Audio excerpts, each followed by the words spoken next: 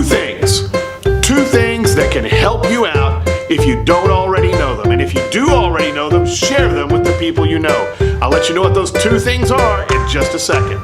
Do you want to improve your classroom management? Do you want to increase student engagement? How about amplifying student success? You've come to the right place. Welcome to Things That Work. Okay, if you are living in Houston, Texas, let me tell you something. The pollen is horrible. It may be where you live as well, but we are having a rough time with allergies and all kinds of things, which, by the way, reminds me, as a teacher, and I'm sure you guys all do this, but keep an ample supply of hand sanitizer. Let me show you something real quick. Okay, I'm back. When I first started teaching as a substitute teacher, I had a long-term engagement at a high school here in the same district now where I'm teaching, and they let me keep something. They let me keep this. This is a gallon, actually it's probably about a half gallon, of hand sanitizer.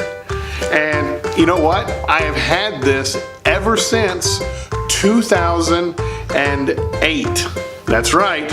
And it's just now, I still have right here, you can kind of see it right here.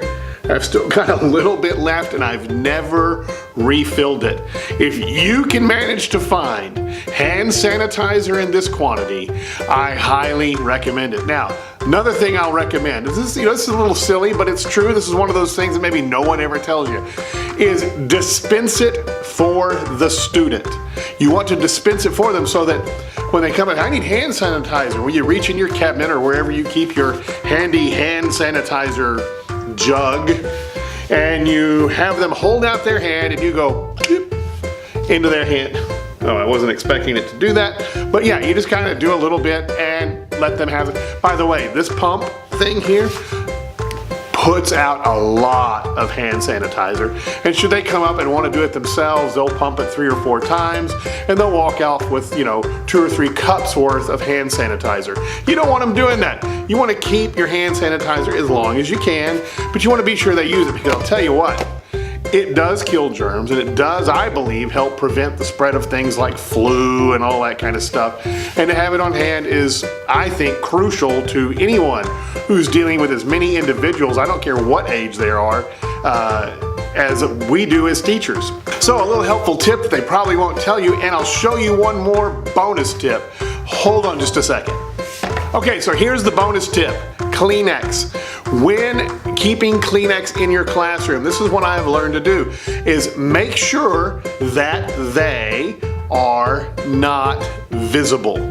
Students will ask for tissue when they need them, but if they're visible, they will always ask for tissue and you will run out quickly. This is just something I've kind of picked up along the way. You ask for tissue. Now when they ask for tissue, I simply hand them the box like this. I say, take what you need. And they'll take out 2, and I'll say, take another one, take 2 or 3. And they'll take more. And so then I'll go put it back in the drawer where it goes, out of sight, out of mind. And when they need tissue again, they will ask. I've been through 1 box this year. This is the 2nd box. And I will highly recommend you allow students to get their own tissue, but only when they request it.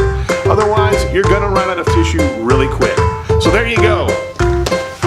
2 helpful hints that maybe no one has ever told you. It's pretty obvious to me now, but you know what? I had to teach myself this, and maybe, who knows, this will be a tip you can use. I enjoy learning with you, I enjoy teaching with you, and together we can take over the world.